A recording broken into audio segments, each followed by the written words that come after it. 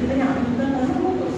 आता आमच्या पुढे त्यावेळेस काय आव्हानं होती, तर आमच्या लहानपणी म्हणजे रागावर आम्ही जेव्हा तरुण होतो तेव्हा आम्हाला काही बाहेरच्या जगाची चिंताच नव्हती राहत. कारण की आमचे आईवडील होते, त्या कोशामध्ये आम्ही वाढलो. म्हणजे संरक्षण होतं आम्हाला सगळ्या गोष्टींनी. कधीही काही प्रॉब्लेम नव्हता.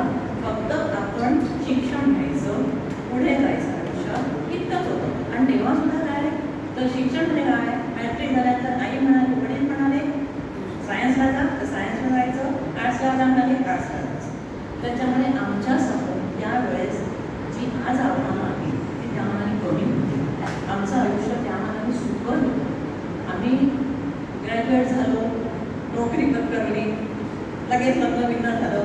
आणि त्यावेळेस कसं होतं, त्यावेळेस मी माझं हे स्वातंत्र्य आम्हाला कुठेही लहानपणापासून शिकवलेलं नव्हतं. त्यामुळे आमच्या तारुण्यामध्ये